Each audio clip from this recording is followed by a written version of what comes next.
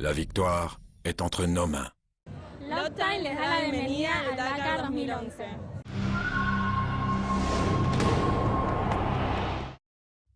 Au programme aujourd'hui, la 11e étape est la dernière occasion de faire la différence pour ceux qui jouent la gagne.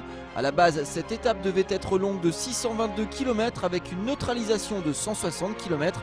Mais en raison d'un terrain extrêmement raviné par les pluies, les organisateurs ont ramené la spéciale à 530 km.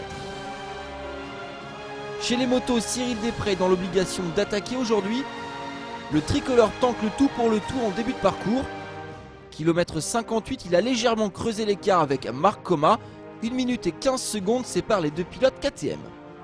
Pourtant, en arrivant à la zone de neutralisation, pas de Cyril Després ni de Marc Coma en tête du classement de l'étape. C'est pour l'instant Francisco Chaleco Lopez qui réalise le meilleur chrono provisoire.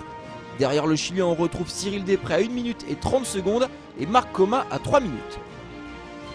Au final, c'est Cyril Després qui s'impose à l'arrivée de ce 11e opus.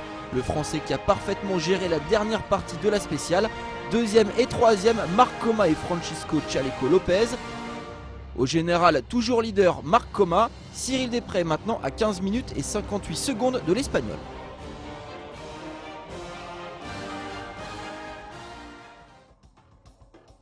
Marc Coma est donc en très bonne position pour remporter ce Dakar 2011, au contraire de son compatriote Carlos Sainz.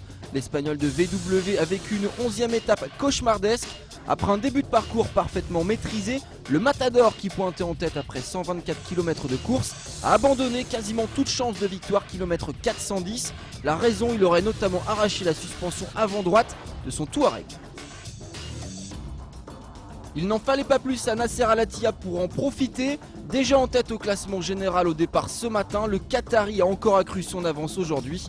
À 90 km de l'arrivée, il a déjà fait le break puisqu'il pointe en tête avec 1 minute 31 d'avance sur Stéphane Peterhansel et 4 minutes et 30 secondes devant son compère de Volkswagen Giniel De Villiers. On prend les mêmes et on recommence au final de l'étape et dans le même ordre, Nasser Al-Attiyah remporte ainsi cette 11e étape devant Peterhansel et De Villiers. Pendant ce temps-là, Carlos Sainz lui redémarrait après 1 heure et 9 minutes d'arrêt. Un arrêt synonyme de voie royale pour Al-Attiyah.